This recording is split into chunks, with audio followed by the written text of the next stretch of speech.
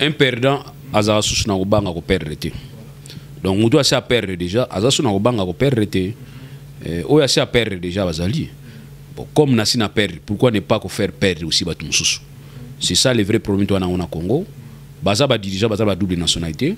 Basi ba perdre, mingi basi ba perdre, ba comprendre que confiance est soutien, toi sur la chance il y a qu'on faire passer makambo to za ko sara peuple a peut-être à commis éveillé. Pourquoi ne pas ko réveiller pour nani lion azolala? Mais ba réveiller lion azolala. Si ko lion ngo s'occuper na batu nyonso. Donc pendant le baké, ni nazo répéter, oyo nyonso ayebiki azalaki ministre, sénateur, député, dirigeant, occupa qui poste moko na période moko bien définie et qui na période on va prouver que vous allez qui na double nationalité, tu vas répondre. Il faut répondre. Bokeba muto asa juste la banga solo albanga a qui passe sous préservatif té donc des bazana bango to bazana ba se ba perdre déjà baline to kinena bango nzela moko yango moni bazo ko ba problème belé ko fongola biloko ikanga maki. Je ne peux pas comprendre depuis 2003 vous avez bloqué vous-même le système pour tout compte en réalité sur la nationalité, la loi sur la nationalité. Vous avez bloqué vous-même. C'est une question purement parlementaire. Il faut y trouver solution à quatre parlement. Mais quand on a qui est incapable de trouver solution à parlement, beaucoup de il y a 5 mois, 6 mois d'élection, 4 mois d'élection, beaucoup de problème. Mais pourquoi vous n'avez pas trouvé solution à l'interne? Vous devez trouver une solution à l'interne. C'est une solution purement politique. Il y a un moment au niveau de San City, Balbaki Boy. Au Union Saïbi Gazana, double nationalité, tu peux subir autant. Depuis jour tu promulguer loi Oyo Yasika, auto bouger la nationalité, vous avez renoncer à la nationalité nabino. Mais pourquoi vous n'avez pas fait ça dès le départ? Depuis 2003, vous avez monté. Vous avez 2018, ça soit 15 ans après. Dès le long de vous, tout le monde a dit que vous avez perdu. Déjà, quand on a l'objet, vous avez joué sida, à séparation, à qui passe sous préservatif. Alors, vous déranger maintenant tout le monde. Il y a un autre que vous avez discrété, vous avez la logique. Malembe to banda na tête tina mukila oyo nyonso ayebi kazaki na double nationalité soyi ba prouvango même plus tard et que tu as exercé et vous avez un problème na yo parce que en ce moment les commis usurpation d'identité.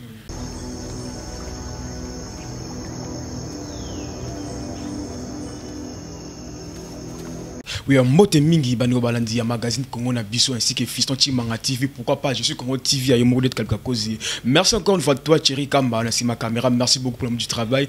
Bino, tout boza devant, post télévision na Bino, Balandi à Congo Nabiso, na Bino Bayi, boza Bana Yamboka, Bana tout ya pote Bino, tout ba diaspora, il y a Chimanga TV ainsi que je suis Congo TV. Bon, le bac est belé par rapport, il y a l'actualité, au qui la semaine qui vient de passer, ou bien la deuxième semaine, qui est Seni.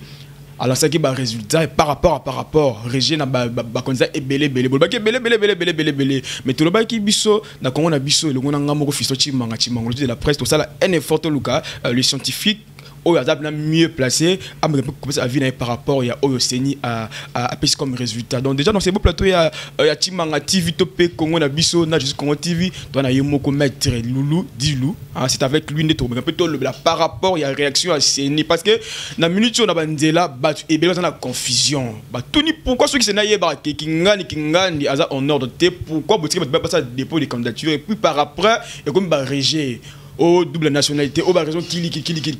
Et ensuite, il y a Yemoko le grand scientifique maître Loulou Dilou avec un peu plus avis par rapport à Mayama que les gars n'ont pas au Congo parce que en ce net moment on s'est dit to éviter est-ce que ba élection et que ça la té na machine à voter ba net télévision na ba ko boya ka ba ko insistaka mais kuna paye moko mais c'est connaît nanga akobeta ka cité que y a on to salé là na éviter to kene wa pour la trotter déjà le 23 décembre ça sous musika té bande ko nanga moi ou aussi là déjà dans le 23 décembre ya sous musika té to éviter to so ka ndengeni déjà to couper sa mbote na yemoko maître Loulou Dilou. Bonjour maître. Oui, bonjour Ndekonanga, tu m'as et puis bonjour na ba internaute et puis na ba téléspectateurs nous pas occasion à Kolanda Bisso. Vraiment la PCB non boté makasi. OK, merci beaucoup de mettre à lobby vraiment merci Nabino parce que vous avez toujours votre fidélité, confiance et personne de confiance pour tout ça plutôt makasi. Maître pour ne pas aller par 4 chemins, tout na bandele belé té. Aux abon mettre no lobby moko, aux ano ni pour ni contre, aux ara scientifique, ming au côté là, côté mabe na malam. Parce que ba congolais o ba côté sur na banda, ba na confusion totale na banda ko mettre. Ba bisouté, est-ce que l'élection et cause to cause la té. Comment on a battu belé avec motivation que déposer ba candidature et comme il y a un moment que non oh il y a la double nationalité oh il y a mon mboka té mais entre temps biso tout ebi que non ka bato ba boyi wana baza ba poste belé na mboka na biso na ebité maître par rapport à confusion oh ba congolais ba on a mitu qu'est-ce que vous pouvez dire na sujet oh nengena rassurer ba congolais nyonso ko ibsa bango ke nazali ko comparer l'élection dirait koya ya Yesu oya lobi que Jésus revient bientôt mais ça fait longtemps que bientôt il kokaraté mais bato baza prêt toujours bazali kozela ndenge mo osu na élection. Nous d'ailleurs nous avons une date qui est le 23 décembre. Je vous recommande seulement de se préparer, vous allez distraire parce que l'adversaire peut encore distraire les binons et que vous allez à créer incertitude et puis à créer confusion et bien vous allez prêter nous allons se préparer. Il y a aussi un Congolais nous allons prêt. Nous avons droit à l'élection parce qu'ils ont droit à biso, il faut l'élection. Élection est à faveur mais élection est à droit. Il y a peuple congolais, il faut tout ça là 5 ans après tu vas couper sa confiance dans tout. Soit tu renouveler à respecter constitution une fois, mandat une fois renouvelable, plutôt mandat 5 ans renouvelable une fois. Soit il va opérer sous confusion pour la deuxième fois, tant mieux. Soit il va opérer sous confiance, il va opérer sous confiance et vous en avez l'élection. Ok, merci beaucoup Nabadi Diamètre à répondre à la première question par rapport à ma élection. Par rapport à Bissou Toutébi, notre date est le 23 décembre. Donc déjà, moi, Bissou Congolais, tu retenu que non, c'est 23 décembre. Me mettre à rassurer, parce que non, il y aura des élections. Ce qu'on mettre, au lieu que non, il faut, ils ont des droits à la population pour voter. Mais quand même, la population n'a pas côté les mêmes machines à voter. Bako na moté mamoko du jour au jour. Donc bako boya quand même que jamais machine na ils a fraude. Pour notre ça là voter. Est-ce qu'il y a un moment que vous déjà et causer des dégâts. Mais entre-temps, pour na seni ba konda seni ba ka non élection, vous savez na machine wana à voter. Surtout éviter mettre ba population o ba cause là ba qui voter. Ba boy na machine wana. Si ko ba ko voter na le lenge nini pour seni peut atteindre na machine wana. Il y a peut-être sur ce déjà mettre. Qu'est-ce que tu peux dire encore? Je peux dire aussi na vous allez contredire que Seni a commis comme manifester Moutiamabe.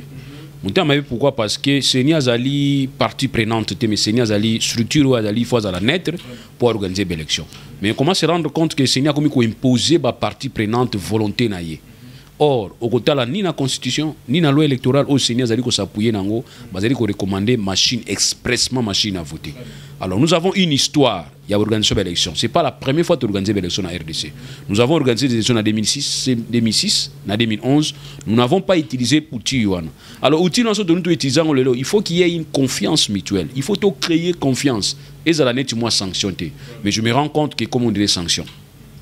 Vous m'avez compris, mettre le bi et que la biso makasi mbala ya yambo de mettre expliquer bien parce que là on a salé la té temps boy nango il faut prendre autant de temps il y a que se pas que non machine bosser nango boy bobo mais un peu que s'exercer nango mais na Congo na biso na minute babi ba ni ba ki timangologie to ebi na noter parce que to meka ki na moi quelqu'un hein je sais tout le monde que non surtout to voter penza.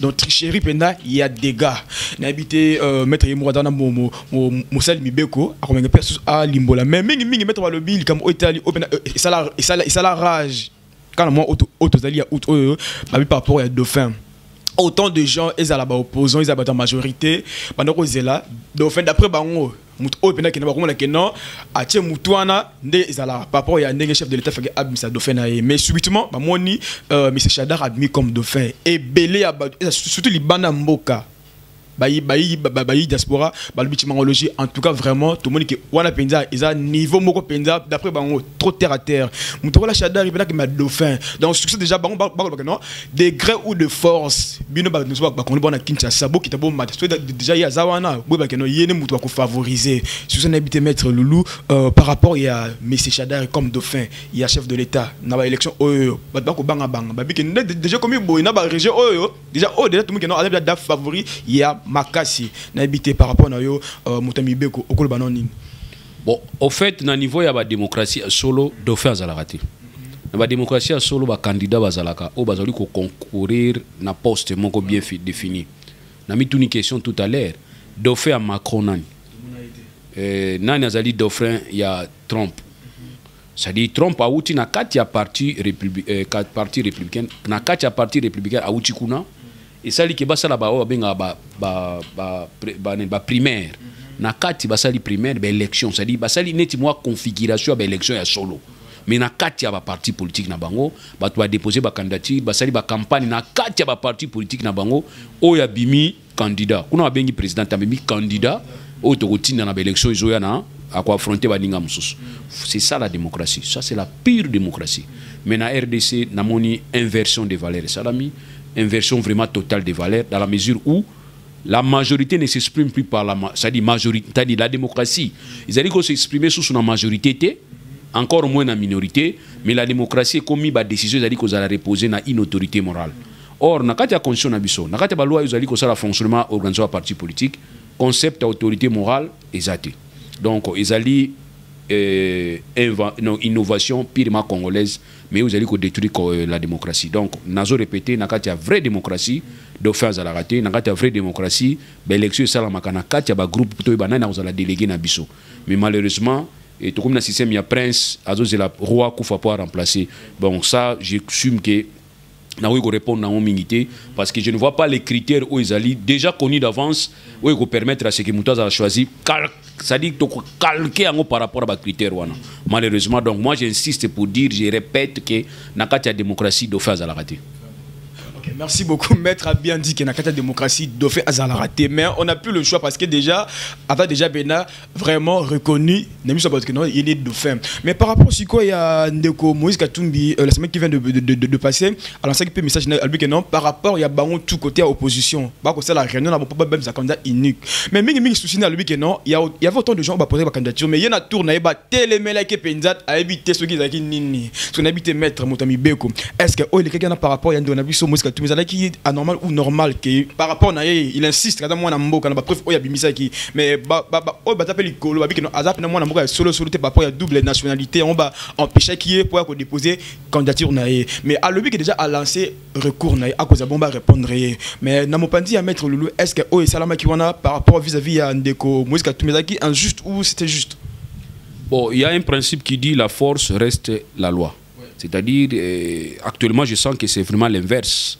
C'est maintenant la loi de la force. Et on ne sait rien couper sa vie par rapport à Yango, dès lors qu'il y a une justice des vainqueurs.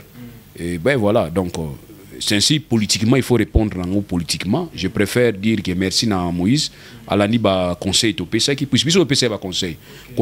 Kolingako freiner l'élection pour yosa exclu. Mais plutôt Lukande au PSA soutien pas ya oyazana kati pour permettre à ce que oyazana kati comme bozo kabula ba valeur moko allez comme ça yo sentir que ba idée na yo bazo acceptango. Mais ce qu'on dit que na s'exclure na ba élection et au moment que au PSA chance c'est pas mutu moko légaté o bozo kabula valeur. Léon Tolanda qui a le but qui a soutenir biloko mo ba ko pona kuna bon. Ça aussi c'est un grand problème pour l'opposition na biso. Opposition na biso toujours bazaka dormante. Jour ba ko la mukande uzamalam.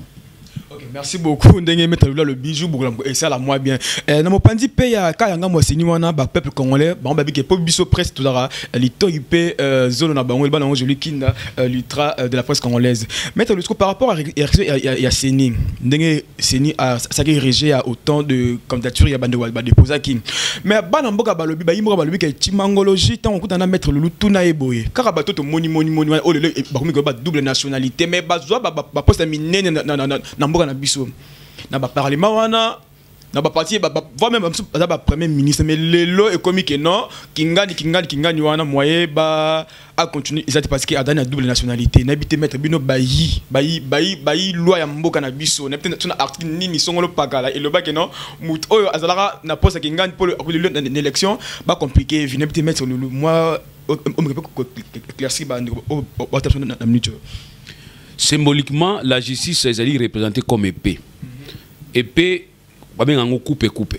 Na coupe wana, ils ont côté mi balizo qui ça. Tant yo simbi côté moko zo qui ça muninga ke ba emso zo mi zo qui ça paye yo moko sans le savoir. Donc je crois peut-être c'est une boîte de Pandore ba fongoli. Oyo yali ke to continue kati vraiment boîte wana. Ba o ba kanisa ki batimula ki libulu po ba adversaire ba ko ya boke ba ko ya bino moko. Parce que tozo élargir rango. C'est une infraction qui ne peut pas s'expliquer autrement. Oyo union sobakokanga po a déposer ki candidature na ye et kaza détenteur à double nationalité et que mboka na biso yali ko pekisa détention à double nationalité aye baka ke bakoyi bakolandela ye pa ya parquet et to lancer pe message na ba oyo bazo dirijaka ba o ba dirijaki ba o bazo diriger ti lelo et que boyebi ki bozana bino bato ya double sim boye baka ke bino pe boza concerné na infraction wana. Par rapport au nenge baïbo ba lobi que quand même même personne wana bazora pe moi ba poste moi mini na mboka na biso mais tant bazara ko sala pourquoi pas l'isolo wana il y a double nationalité ils ala ko malikolo te na si bon ba déposer et puis ba ko rete ba mbongo na bon ba 100 000 na bon ba pesa qui wana et comme dans un moment que base là pour le 23 c'est déjà dans peu de temps bah secret bimi que kingan bomona wana na double nationalité et tout mais entre temps pendant tout à salaire wana ça bachara et bah tunara question wana té peut-être d'après maître Loulou est-ce que trop bien on est infraction pour si batikara à salaire na tombo boye na poste moro boye le comme na moment élection bah misi vérité donc biso ba congolais biso ba imboka to ko sami moi temps et belé n'habité pas pour à mettre ni au peuple congolais par rapport à bah sujet oyo bah le bilan on soumis ni to bachara na ni to na Congo. Un perdant, Aza Sousna Obanga ko perdre. Donc, on doit se perdre déjà. Aza Sousna Obanga ko perdre. Oya se perdre déjà, Bazali. Bon, comme Nassina perdre, pourquoi ne pas faire perdre aussi Batum Soussou? C'est ça le vrai problème toi na Congo.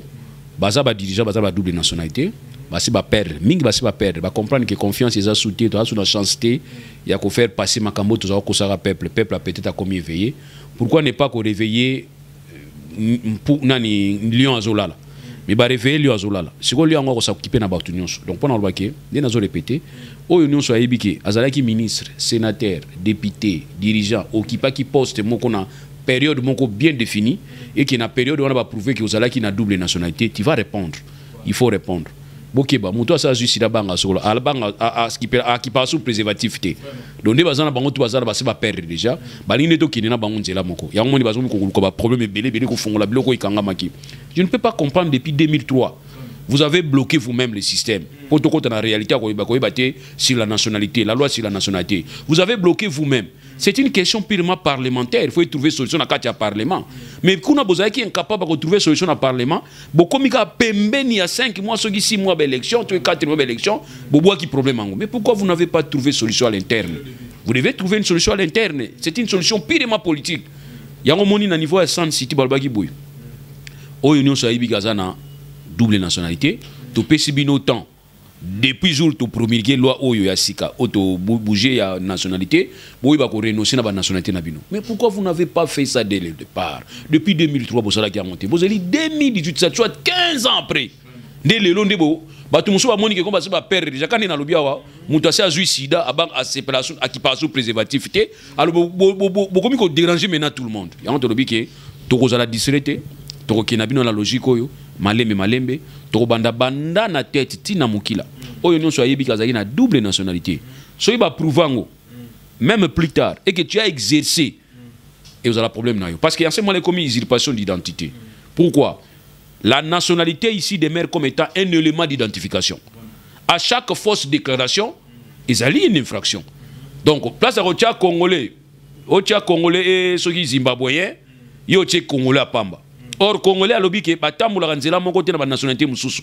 Tant ba ko découvrir que yo yeba puisque babi ni ne censé ignorer la loi. Yo yebi bien que congolais kuna so na double nationalité ba boa kinga ki congolais. Mais pourquoi yeka ko porter comme ministre ya Congo comme au déranger bango to déranger biso mingi. So tel batumi ba déranger biso na mona bango, ils à côté opposition, ils à côté majorité, ils à bato ba double sim.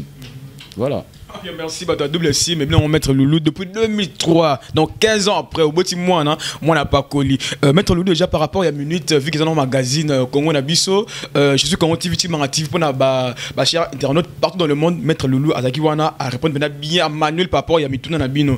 Maître, pour te chuter déjà, il y a une question au Ndoromo Libanda depuis Suisse, vient Didier Koungaba Timologie, mais pour tout Maître Loulou, parce que tu peux Maître Loulou à Mtaboya Makasi. Tout n'a question que Salami Kenon, l'élection est Salami et l'équipe n'a bien, Kemuta Bimi. Par rapport malgré tout que ça comme président est-ce que le chef de l'État a droit à exercer normalement et tout ok ça le est-ce qu'on a droit tout le mettre lui mutambeko la vie tout le monde a élection salami le chef de l'État a kotika est-ce que na Congo parce que mutabimi o ya biso tika to a kokene. Bon il y a toute une loi les lots to aliko les lots est promulgué pourtant Statia à ex-chef d'État, donc Azako bénéficie toujours de la loi. Et deuxièmement, la Constitution peut reconnaître que Azali est sénateur à vie. Voilà, donc, souci Azali que les lois chef de l'État, mon corps, a 6 mandats, afin d'anayer, a une situation normale, a une citoyen normal, afin d'anayer tranquille. Souci ming Zalariangwana. Mais pour mes arrêtés, pas n'abisso mon président Longwe, bon, les gens commencent déjà à les menacer, tout barreyo, tout ça, on est basala Kingandi. tout ça na mona neti yango pe poussa ka ba chef d'état pe ba tika la neti na kufa na ngaka parce que son bimini bande des problèmes nanga. Mais or si nous sommes conscients biso mo que o ya ko ya après te ba ko préserver azala net tranquille muta déranger été en tout cas et aux alamala mi kolega. Mais ça aussi ça dépend ya yo moto ozobima. Ça dépend aussi ya yo. Souvent moni mutu soka tuti mutu moko na mutuka. Soko bandi ko luka ko kima okobuma su batu ebele. Ore bonga tuti mutu moko telemika na mutu moko. Ba olinga hotelemate. Yango ne sala ke msusu mona ke ko bangiza côté mibale. Peuple azobanga, yepe azolingo remplacer azobanga. Est-ce que le lendemain na ngai kozala ndeni. Raison pour laquelle il faut to sulula yango dans denga calme. Parce que nous avons vu depuis en France Sarkozy a longo mais Sarkozy a foutaki n'importe quoi en Afrique koto. Mais moni ba landele quand même. Nandé moko propre mais bien que statut na ali ba landela ye mais tu vois calme ali donc on nous sommes à la président lobby conseil ça ba obaki ko sokola ba uti ko sokolaté. Mais au bazo kende ko sokola. Lobby so komi président avec tout le respect na opeso nini. Keba surtout na babenga ngo ba infraction makila. Keba na ba infraction makila. Je peux comprendre que infraction économique bon, il y a pas possible mususo komi yango vraiment 5 minutes après comme riche hein? Là je peux comprendre tout bien on dit bah crime économique. En ce qui concerne les crimes économiques, je ne dis pas qu'il faut fermer carrément les yeux, mais en tout cas il faut comprendre. Hein? En tout cas, mukonzi même temps on va qu'on a biso mukonzi zaïga mukonzi. Mais au bah crime lié à sang déjà crime en tout cas ils sont imprescriptible parce que c'est le sang. On ne peut pas négliger le sang, la vie humaine est sacrée. Alors, ce chef de l'État, moi, on l'a reconnu comme étant Moutaboumaka Batouan, en tout cas, on ne sait rien faire. Mais ceux qui ont moi, oh non, ceux qui ont délit d'initié, et ça, pot de vin, en tout cas, Léopold a joué qui est belé dans la RDC. Mais bon, on va ici la Tézaka. Léopold II, en 1985, a joué la belé dans la RDC. Ici, la Ranangote, donc nous donnons la chance. Mais tu as à disposition de préserver. Un chef de l'État, ou à en fonction, soit à préserver, au moins ils ont la posa au tiki non dans le calme, au long mais ça dépend de moi. Je trouve que ils ont maintenant soit na crainte là demain, il y a un conflit à Makassi. Merci beaucoup, Maître Loulou.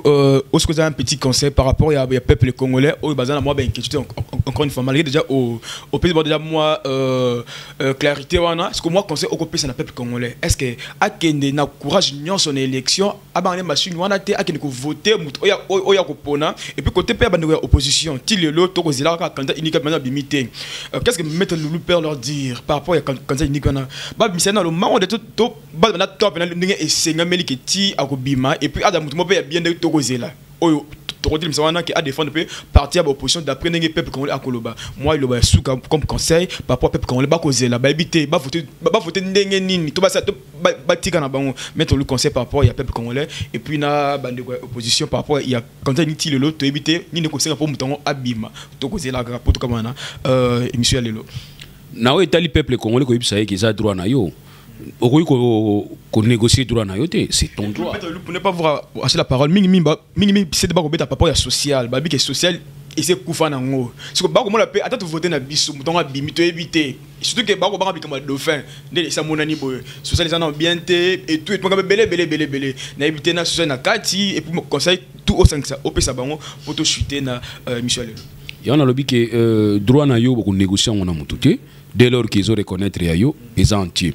C'est aussi ndengi ba aussi nani Chibala nani combat Sami Badibanga ko yebisa yeke tia au sali recouvrement nationalité na ozir nationalité no ndambu non nationalité les a toujours entier parce que Badibanga comme d'abord ils ont indiqué à Zamuluba aloba Chiluba bakoko ne bazaka baluba bazaka kuna.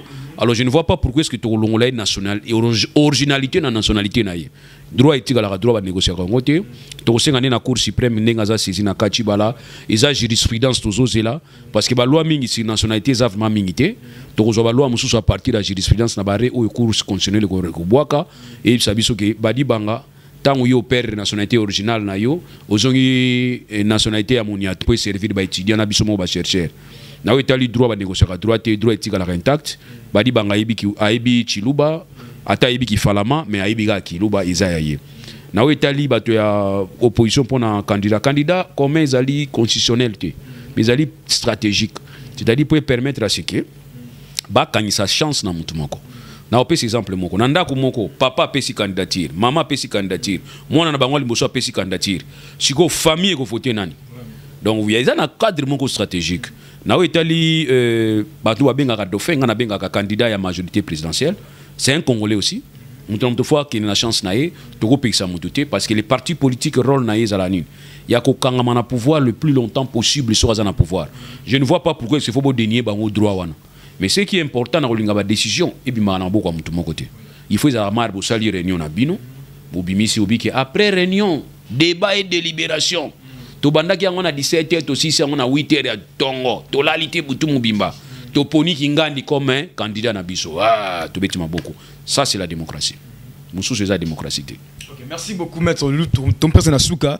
Merci à toi Thierry Kamba, merci beaucoup pour l'amour du travail. Là c'est ma caméra. Ils ont dit bon il y a bino mon lobby Maître Lulu Dilou. Hein, oh le lobby par rapport à éclairci par rapport il y a comme question na bino et puis mingi comme nini résultat il y a Seni Maître Apesi a expliqué pour comprendre mingi va comprendre les mettre à lobby ils ont droit na biso droit na bino donc droit n'a jamais beaucoup prévu na ngodo yo moko zelaka le jour J le 23 wana aucun ko voter malgré machine ko bilinga mais toi na choix merci beaucoup aussi à toi Trésor Mutombo le bill les cordons il y a Congo Nabiso et pourquoi pas d'été Kalenga. Merci, je suis Congo et à Chimara TV, merci infiniment, restez branchés toujours à Congo Nabiso plutôt Congo Nabiso et à Fiston Chimara TV et pourquoi pas jusqu'au Congo TV et moi je vous déjà prochainement un nouveau numéro ceux qui